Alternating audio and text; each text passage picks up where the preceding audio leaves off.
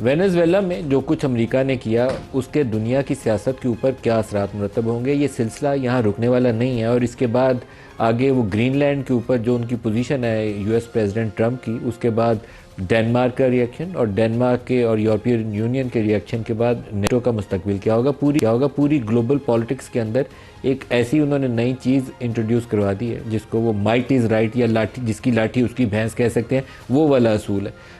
वहाँ से उसको उठा के उसके प्रेसिडेंट को ले आए, उसके ऊपर ड्रग के और मशीन गन्स के चार्जेस लगा के उसको जेल में बंद कर दिया। अब उसके तेल के ऊपर कहते हैं कि उसका तेल अमेरिका लाएंगे, यहाँ से रिफ़ाइन करेंगे, बेचेंगे और उसका पैसे का इस्तेमाल क्या करना है वो भी ट्रंप साहब तय करेंगे।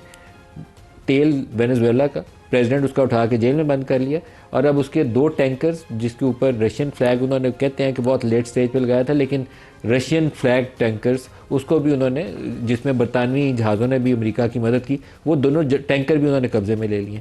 तो ये एक नया दुनिया का एक ऐसा एजेंडा सामने आया है जो तबाही की तरफ तो ले जा सकता है अमेरिका को, बेहतरी की तरफ नहीं ले जा सकता। वो जो दुनिया में एक लीडरशिप का रोल उन्होंने लिया था वो बहुत तेज़ी के साथ तनज़्ज़ुली की तरफ जाएगा और इसको रोकना उनके लिए मुमकिन नहीं होगा।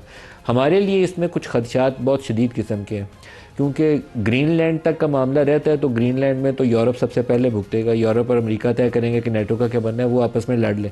लेकिन अगर वो ईरान के ऊपर हमलावर होते हैं जिसको कहते हैं कि we are locked and loaded, तो फिर पाकिस्तान के लिए बहुत शदीद किस्म की इम्प्लीकेशन हैं। इसी तरीके से गल्फ़ रीजन में चले जाएँ तो गल्फ़ रीजन में यमन में जो कुछ हुआ, यमन में यूएई एक ऐसे ग्रुप को सपोर्ट कर रहा है जिसके मतलब सऊदी अखबारात ने वांटेड की हेडलाइन छाप दी है कि वो बंदा वहाँ से भाग गया, सदर्न ट्रांजिशन काउंसिल वाले। सऊदी अरेबिया दूसरे ग्रुप को सपोर्ट कर रहे हैं। हम वहाँ पर अब एक मेजर स्टेक होल्डर हैं, हमारा सऊदी अरब के साथ एक डिफेंस अलायंस है। तो ये पूरी सिचुएशन जो है पाकिस्तान के लिए असरात रखती है। तो प्रोग्राम में इब्तिदा में इस पर भी बात करेंगे। इसके अलावा मिलिट्री ऑपरेशन जो केपी में होना है और होना चाहिए, और ऐसा होना चाहिए कि जिसके नतीजे में दोबारा वहाँ पर दहशतगर्दी सर ना उठाए। एक अफसोसनाक पहलू ये है कि माजी में जो एक शिकवा आता है कि बहुत दफ़ा आपने पहले ऑपरेशन किए थे फिर ये क्यों आगे, वो सही लोग सवाल करते हैं। उन खामियों को एड्रेस करना पड़ेगा हमारे इस्टेब्लिशमेंट के लोगों को भी और हमारे सिविल के लोगों को भी।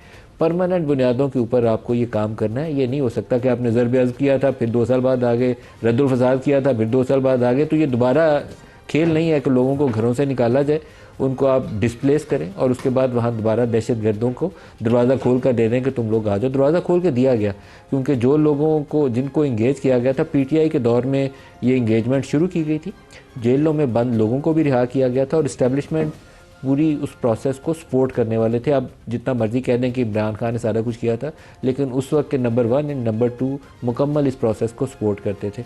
और ये प्रोसेस सिर्फ ये नहीं था कि इमरान खान के ख़िलाफ़ अप्रैल में नो कॉन्फिडेंस आ गई तो ख़त्म हो गया, बल्कि एक्चुअल इसकी जो इम्प्लीमेंटेशन प्रोसेस था वो पीडीएम की गवर्नमेंट ने आके उसको आगे तक बढ़ाया।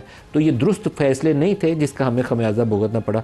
आपको अगर स्वात, औरंगज़ेब, साउथ वज़ीरिस्तान, नॉर्थ वज़ीरिस्तान, इन इलाकों में माजी में क्या सूरत हाल थी अगर वो जहन में, और उसके बाद आप उन्हीं जगहों पे उन लोगों को जो वहाँ पर गुंडागर्दी करते थे दोबारा मौका दे दें, तो फिर तो बहुत बड़ी एक आपकी कोताही है जिसकी सज़ा सबको मिलती है, इलाके के लोगों को भी मिली है और आपके ऊपर भी अब ट्रस्ट का डेफिसिट हो गया। लोग सवाल पूछते हैं कि अब दोबारा करेंगे तो फिर क्या होगा, लेकिन हम प्रोग्राम में इन दोनों इश्यूज़ को कोशिश करेंगे कि कवर करें।